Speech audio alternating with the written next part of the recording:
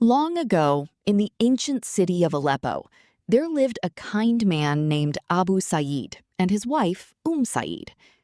One year, after returning from their pilgrimage, they brought back something so extraordinary that it amazed the entire city. A gigantic copper cooking pot, unlike anything anyone had ever seen. The pot was enormous. People joked that it was large enough to cook a whole camel. But Abu Sa'id did not keep it for himself. Instead, he donated it to the community. Whenever a family held a wedding, a feast, or a celebration, they could borrow the giant pot free of charge. For many years, the pot became a beloved part of village life. Then, sadly, Abu Sa'id passed away.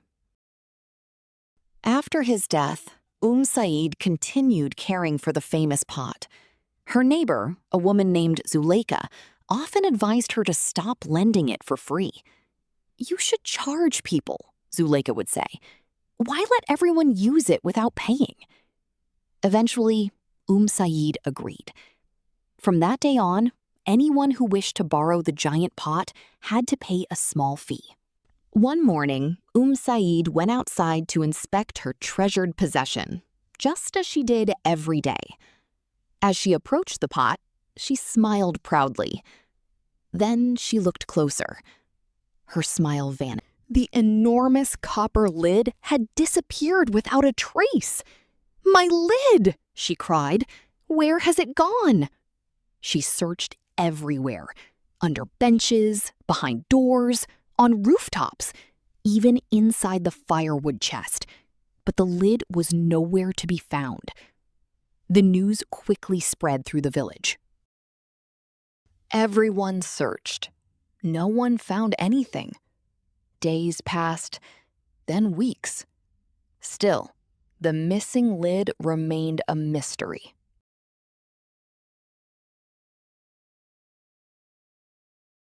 Months passed, and Sa'id fell seriously ill, becoming confined to her bed. Her condition grew so severe that many people in the neighborhood believed she was nearing the end of her life. One day, Zuleika came to visit her. She sat beside the sick woman, offering words of comfort. Sa'id looked at her with tired eyes and said, "You are the only one who still visits me, Zuleika. Even though you live alone, you come to see me.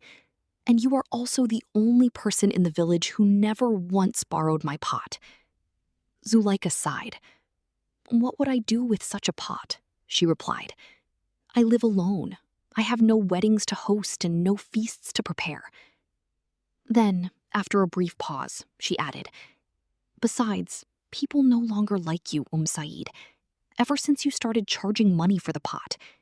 Abu Sa'id had dedicated it to everyone, yet you turned it into a business."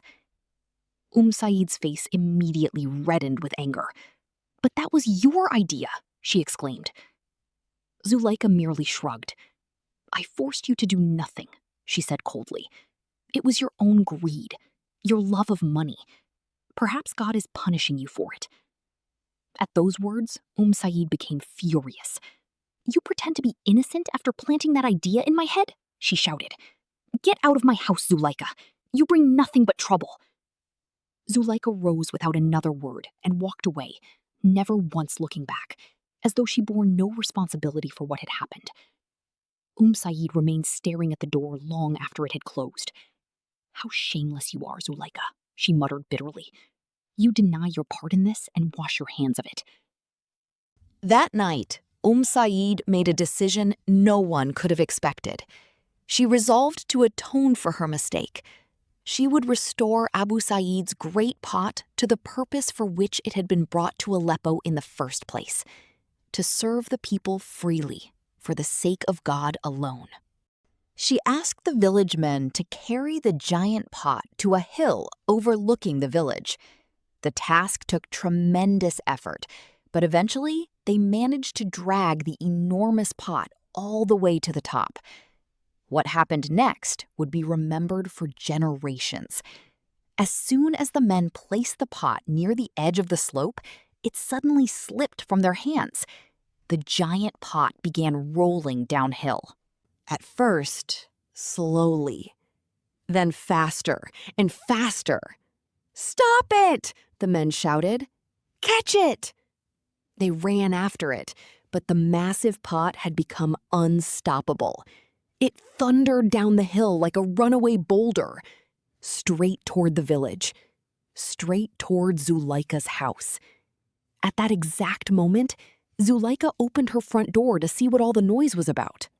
The giant pot crashed through the doorway.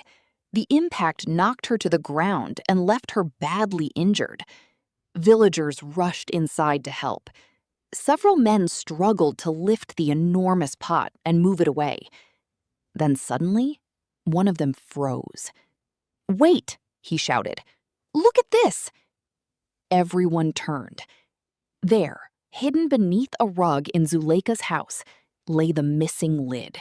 The very lid that had disappeared weeks earlier. Silence filled the room. No one spoke. No one moved. Slowly, every eye turned toward Zuleika. The truth was impossible to deny. She had stolen the lid. Saeed stared at her in disbelief. "So it was you all along," she said. The villagers carried the injured Zuleika away for treatment, but the story spread rapidly through the city. Everywhere people went, they told the tale. And whenever someone asked what had happened, the answer was always the same. The pot found its lid. Over time, the story became famous. It spread from village to village and from city to city until it became a popular saying. And whenever people in Aleppo saw two things that inevitably belonged together, they would laugh and say, "Just like the pot that found its lid."